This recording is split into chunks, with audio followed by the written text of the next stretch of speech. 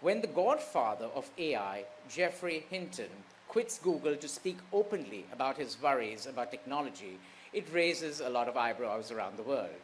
However, we know AI is here to stay and is only going to get smarter, so we need to embrace it responsibly for augmenting human intelligence and not replacing it to work towards complex global challenges. To dig a little deeper and explore the possibilities, welcome to Artificial Intelligence and the Future of Tech Art, What's Next? Our experts will share their perspectives on the current state of AI-generated art, including the role of AI in the creative process, the ethics of AI in art, giving you a glimpse into the upcoming trends across the domains of visual arts, music, and literature. Thank you all for being here. Look forward to a fascinating session, and over to you, Sanjana. Thank you. In the coming years, artificial intelligence is probably going to change our lives and likely the entire world. But people have a hard time agreeing on exactly how and why. There's a lot of skepticism and controversy around this topic because of its unknown nature.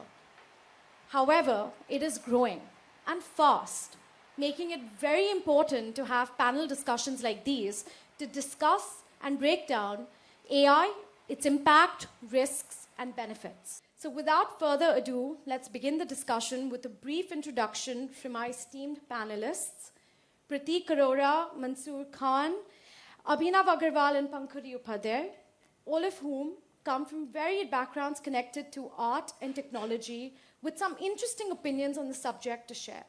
Pankaj, may I please invite you to begin? The thing is that the law is usually a few steps behind, especially when technologies are evolving at such rapid speeds, and also rightly so, because it takes time to kind of, really understand the philosophies, the needs behind every evolving technology, and also to kind of balance the society's rights versus incentivizing innovation. At Makers Legal, which is a firm that I founded in late 2019, what we try to do is try to bridge this gap between law and technology and the arts, and our approach is more proactive than traditional law firms, and a part of that also includes an ongoing dialogue between different levels of industry players. My own journey has been a little different. I came from the financial world, so I'm actually a chartered accountant, but loved technology from day one. So I was a self-taught coder, and we essentially build a generative AI. Kind of think of it like a chat GPT, but for your company. So it takes all your organization's data in, and you can kind of do cool stuff with it. So it knows everything about your organization, its processes, systems. So almost like a co-pilot for your organization. So as we all know, text, we have GPT.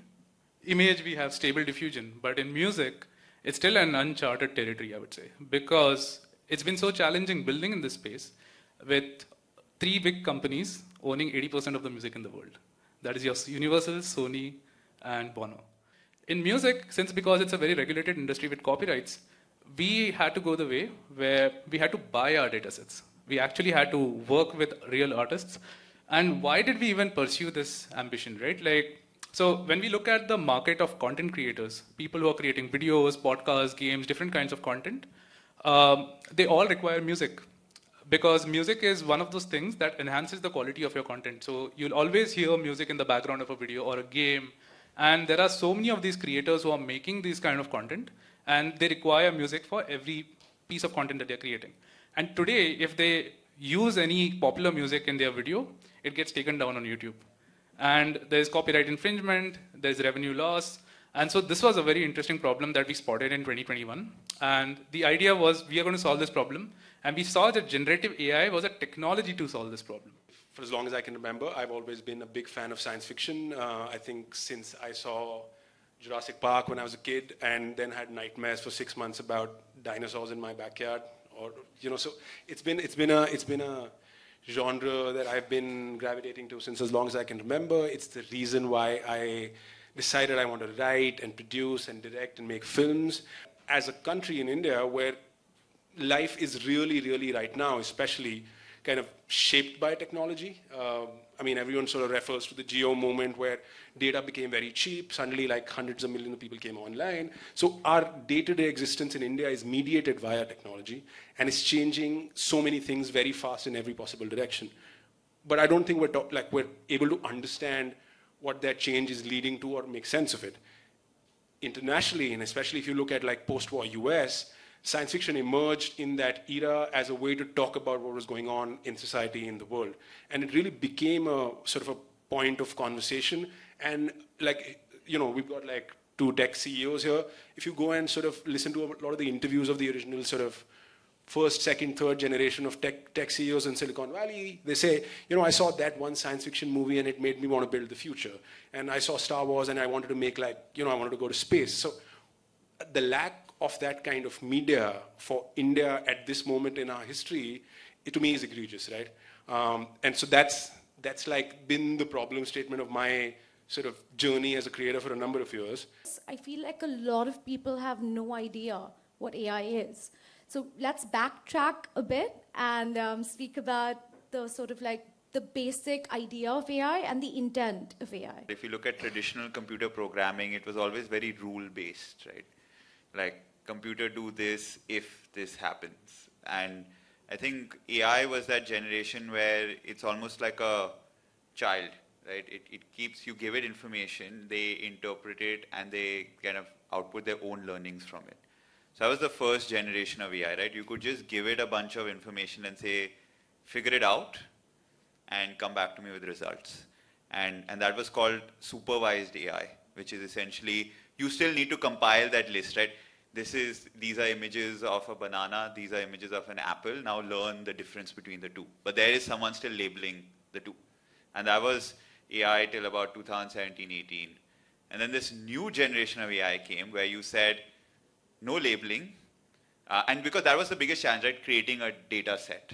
So they said, no labeling, just have an AI read text and predict the next word. And basis of that, the AI started learning these sort of patterns of how we speak, the way a sentence is structured. But what they didn't understand was when you create these algorithms beyond a certain size, they exhibit a behavior called emergent behavior, which means they almost start to feel realistic in the output that they're giving, right? Which is what a chat GPT is. It's like you ask it contextual questions and it'll understand. There's a lot of other layers which I won't cover, like reinforcement learning or feedback from humans. But at the nutshell of it, it's essentially an algorithm that can learn from just information out there and kind of make its own assumptions and start figuring out things as opposed to the traditional way of, you know, someone sitting and teaching it.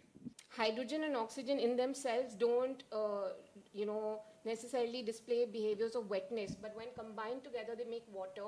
And wetness and liquidity are new properties. So that is known as emergent behavior, and that is kind of what AI is doing now. It's coming up with new properties which the parts that it's made of don't show. The more we understand it, the more acceptable it gets in our daily lives. We stop using the word AI for it. It stops becoming artificial intelligence for us. And I think that's very important. Like, it helps me to kind of, really relate to AI, because even things like, text predictions and Netflix recommendations, they're all based on, the systems that are known as AI, but we don't look at that as AI anymore. The newer the technologies, the more alien they are, the more unrelatable they are. I think that's when the term artificial intelligence is necessarily used. I would say AI is something that has been integrated as part of our lives for a very long time. We have been interacting with it, but it's just that we didn't know about it. Now we are just talking about it, and it's just going to go into a new dimension from this point onwards.